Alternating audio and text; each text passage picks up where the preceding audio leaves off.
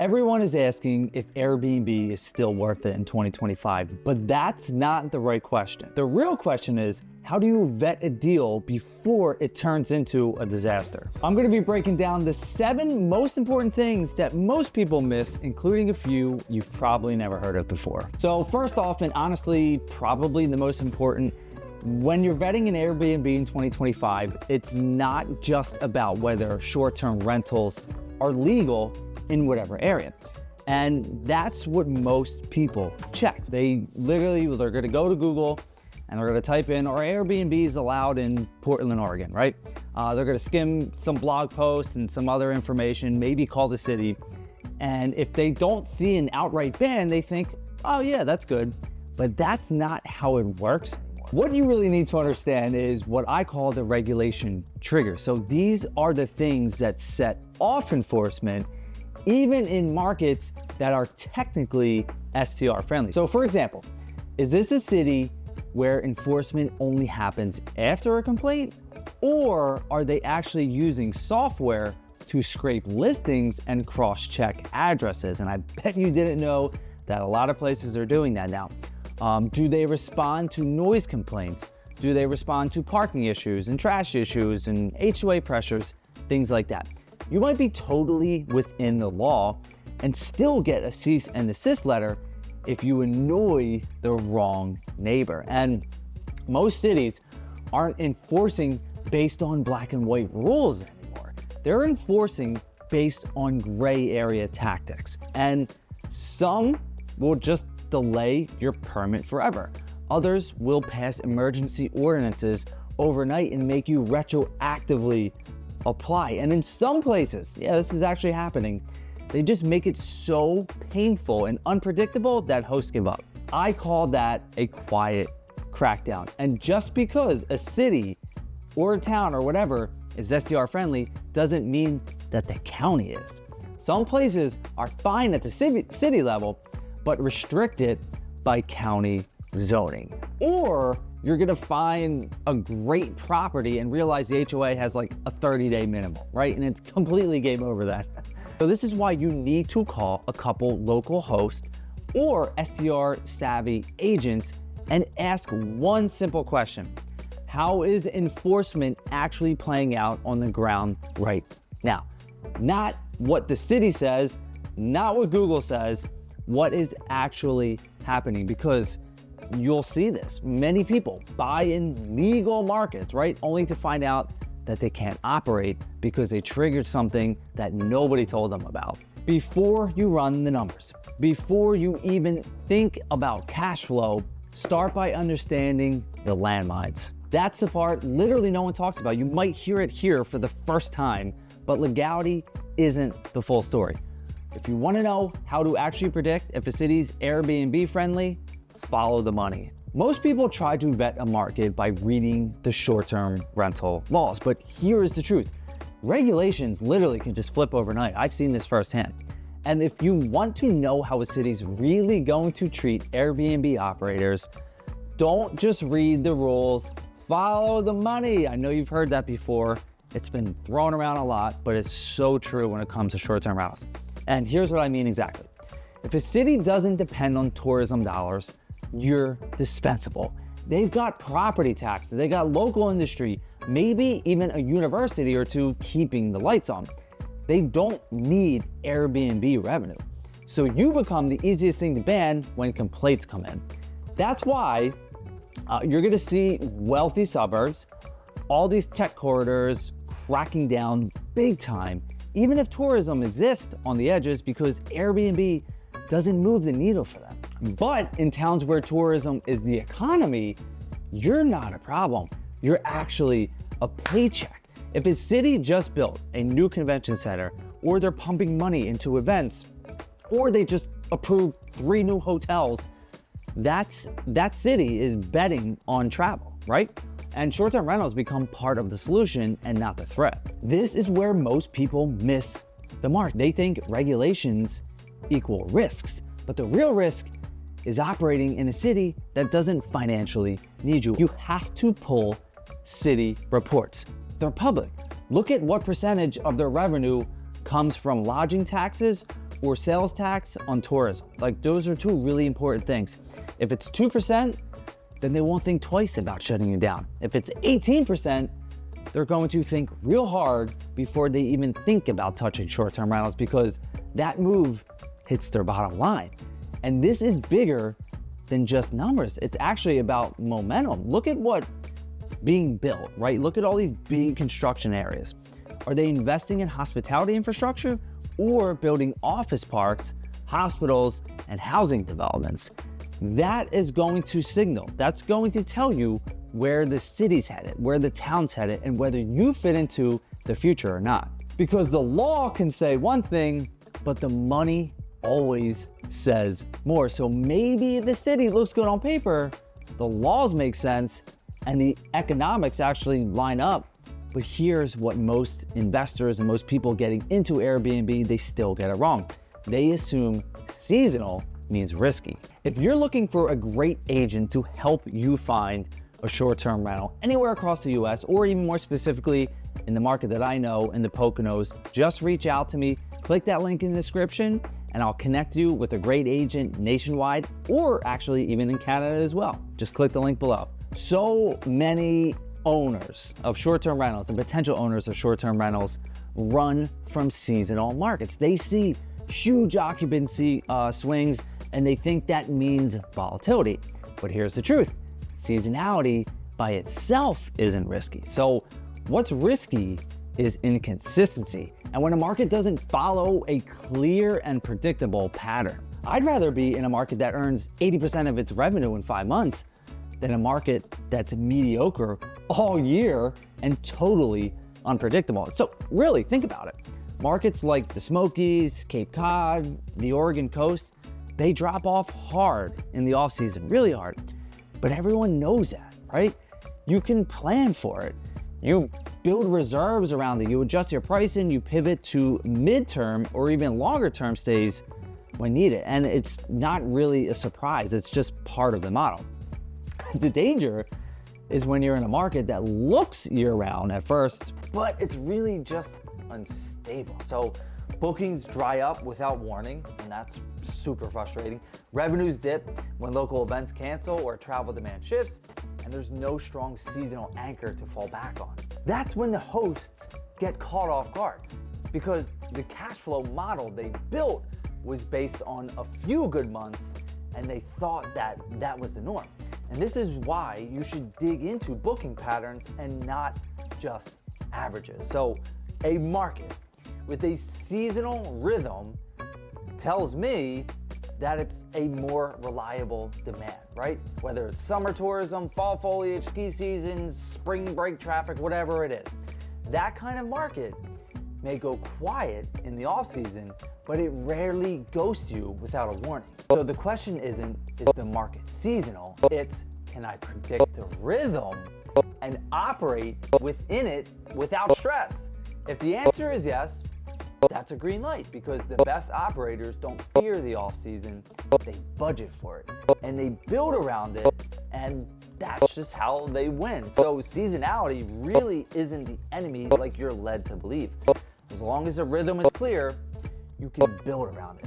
But what happens when tourism dries up altogether? Because that's when most listings sink and the smart ones stay booked. Everybody talks about tourism like it's the holy grail, but tourism isn't the only reason that people travel. And honestly, it's not even the most reliable if you think about it, because when the economy shifts like it has been recently, or travel budgets get cut like they have been recently, or a hurricane hits, leisure demand is the first thing to go. This is where most of the newer hosts, they miss the mark. They only look at the Instagram-worthy vacation towns, but they never actually ask who's still coming here when nobody is on vacation. So if you want a resilient listing, okay? You want something that will last. Longevity is really important. You need to look for what I call demand depth. Multiple unrelated reasons someone might book your place. Here's what that can potentially look like. So a hospital nearby with traveling nurses, a university hosting visiting professors, graduate students, or it could be like a tech company flying in remote teams or contractors, families relocating, insurance days, government travels, even weddings and funerals. They create real last-minute bookings all of the time. And that's the kind of demand that doesn't care if it's peak season or not. You know what I'm saying? And I look at it like this. If I pulled the plug on tourism completely, would this property still get booked? If the answer is no, you better have a really great plan B, because you never want to rely on just one stream of demand. And that's where I went wrong with my property in the Poconos, especially ones that can just evaporate in a single news cycle, right? Because that does happen. It's part of the process. That's why you should look at things like how many hospitals are within 15, 20 minutes? How many colleges, tech parks, event venues, military bases are there close by? What's the midterm rental demand in that area? Are people already traveling there for reasons that have nothing to do with relaxing? You don't need to be in a boring town, right? You just need to be in a place where people come for more than just one reason. Because again, if tourism slows down and you've only got one card to play, you're done, you're out.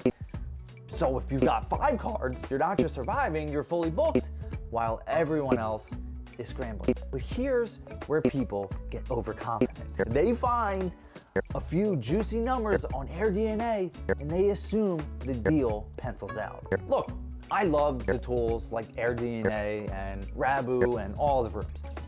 They're essential, but they're not gospel, because what you're seeing in those dashboards is historical data. It's averages. It's what did happen, not what will happen in your unit, in your neighborhood, under your management. And here's where a lot of people get trapped. They find these top performing comps. They run all these numbers and they get super hyped, right? But they never stop to ask, are these even legal listings? Are they active today? Are they being operated the same way that I plan to run mine? Who knows? Because a 5-bedroom comp with a pool and a hot tub isn't relevant to a 2-bedroom cottage on a super quiet street, right? And occupancy data means nothing if you don't know what kind of host was behind it. And I tell people this all of the time.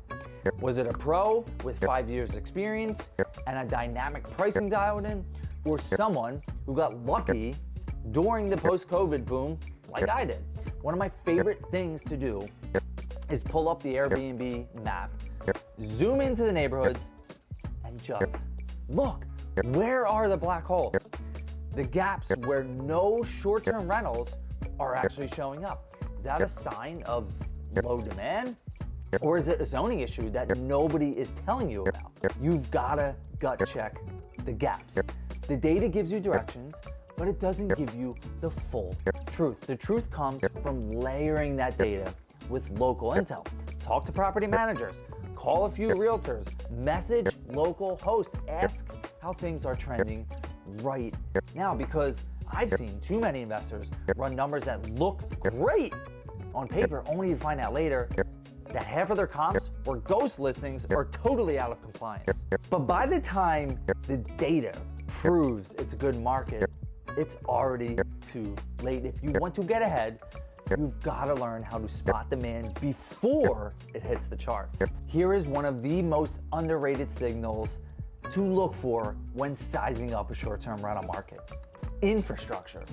Not the tourist brochures, not the Instagram photos. I'm talking about what's being built, what's being funded, and what's about to break ground. Because when a city approves a new airport terminal, or a giant sports complex, or a major highway expansion, they're telling you where future traffic is going to flow. That kind of investment, it definitely does not happen by accident. It happens because someone has already projected more people to come into that area. So while everyone is waiting for AirDNA to show an upward trend, you've already locked in your property down the street from a soon-to-open $30 million venue. That's how you get in early, before the comps catch up, before the competition catches up. I've seen it happen with ski towns building high-speed gondolas, right? With beach towns getting cruise ports, with rural towns adding brand new medical campuses or regional airports. That infrastructure, it becomes a demand magnet. And short-term rental operators who saw it coming early are now cleaning up. So here is what you can look for. Number one, are there transportation upgrades planned or already in progress? Two, are there building event venues coming up? You know, the stadiums, fairgrounds, and things like that. Three, did a major brand just move in, like Topgolf or a casino or some kind of resort chain? Four, are hotels breaking ground nearby? That's a big one. Hotels don't guess, right? They know. And yes, they're competition, but that still leaves room for you as well. And don't just watch the news either. Check the city's planning department sites. That's a really low-key one that most people don't look at. Or look at zoning approvals.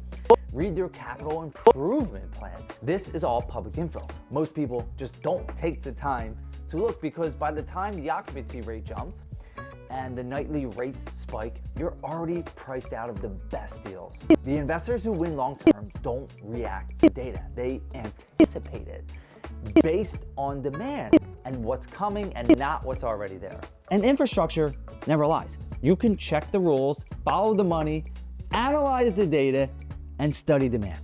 But none of that matters if you don't know how to pressure test the deal itself. At the end of the day, you're not investing in a city. You're investing in a market. You're investing in one property, one address, one front door. And that means you need to pressure test the deal hard, really hard, before you ever put an offer in. Forget the stupid granite countertops and the cute bunk beds and the built-in this and that. None of that shit matters if the numbers collapse under a bad month. So here is what you can do before you buy. Run the worst case scenario first. That's it. That's like the goal. Run the worst case scenario first. I'm not talking about the average, not the optimistic version, the oh shit, what if everything goes wrong version. What happens if I only hit 30% occupancy for 90 days? Can I survive if I have to drop my rates by 40%? How many noise complaints does it take to trigger a shutdown in this specific neighborhood? Can this property pivot to a midterm rental tomorrow if I needed to? Is this property resilient, or is it just pretty? So many people get caught up with pretty. And that is not the way to analyze a deal, because once you close, it's yours to deal with. The algorithm might shift, the city might change its rules, you might lose a booking channel overnight for whatever stupid reason, and you've got to be able to adapt. Also, look at the structure itself. Is there space for an office, for a fenced-in yard, a bonus sleeping area? Can you convert the garage into a studio, into extra living space, a game room? What can you add that increases utility and not just aesthetic? This is how you future-proof a deal. Not by chasing best case scenarios, but by building for the worst case and still cash flowing. Too many investors, too many people fall in love with the pictures. You need to fall in love with flexibility, because that's what lets you stay in the game when everyone else is listing their property for sale. Vet the property, not just the market. Break it apart as much as you possibly can. Run it through your system and don't stop until it passes every single test. Here is a super quick recap. Regulations, money flow, seasonality, demand depth, data traps, infrastructure, and pressure testing the listing. That's how you vet an Airbnb in 2025 and moving forward. And if you're looking, again, in the Poconos or anywhere else in the US or Canada, just shoot me a message and I can connect you with the local agent who knows the short-term rental game.